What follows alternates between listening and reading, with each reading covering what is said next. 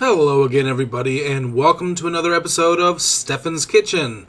And let's cook Thanksgiving Newfoundland gravy. I'm not sure how everybody else in the world makes their gravy. There's a lot of different ways. A lot of people like to do reductions and stuff. What we tend to do is we take all the drippings from our meat. Like right here, I'm using all the drippings from my prime rib roast, which will include any of the stock, any of the fat drippings that came off, butter that was on there, and basically we put it all into a bigger pot like this, or a sauce pot, and then we'll take some of the liquid that we use to boil the vegetables, which will actually add minerals and nutrients to our gravy, and we'll start that boiling. And while it boils, we will actually make a thickening, which typically most Newfoundlanders use this little contraption here which has a little grate to help break apart the flour and water, and has a little top on it. The only thing that's bad about it is that they never have a air release, so you tend to actually have these things pop up in your face and you get flour and water all over you. So basically I put a couple of tablespoons of flour in there, and then I'll put some warm or hot water in there in with the flour itself. And this is where you have to really keep your hand on the top part of that. I shook it away from there because I really did not want to have thickening all over my kitchen. And it looks like it didn't really make a mess there, so that was a really good go.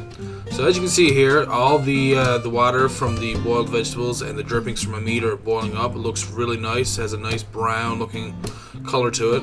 If you don't seem to have that much, if it's not dark enough, or there's not very much there for your gravy, by all means add some beef stock along with it. I mean, the worst it's going to do is make more of it for you. Because, your thickening should allow you to make, a lot of the gravy itself.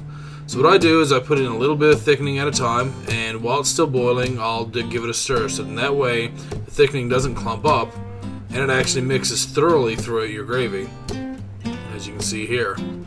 Perfect.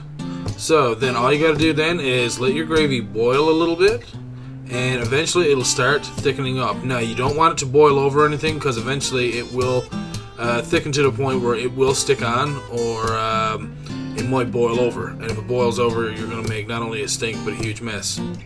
So as you can see from what I'm doing right now, here's my gravy. It's reduced down just a little bit, not too much. What I like to do is I just like to let the thickening incorporate itself into the gravy enough so that I can just turn off the heat.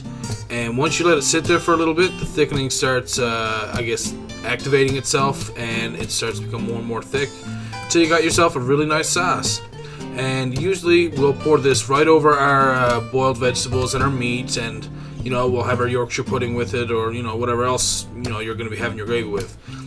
We always like to save leftovers as well. Leftover gravy is great for making fries and gravy, or a poutine if you like, or hot turkey sandwiches if you're making turkey gravy, or hot beef sandwiches if you have beef, like in this instance. But anyways, guys, that's it for this one. I hope you guys enjoy that, and I hope to see you guys soon. Thanks for watching.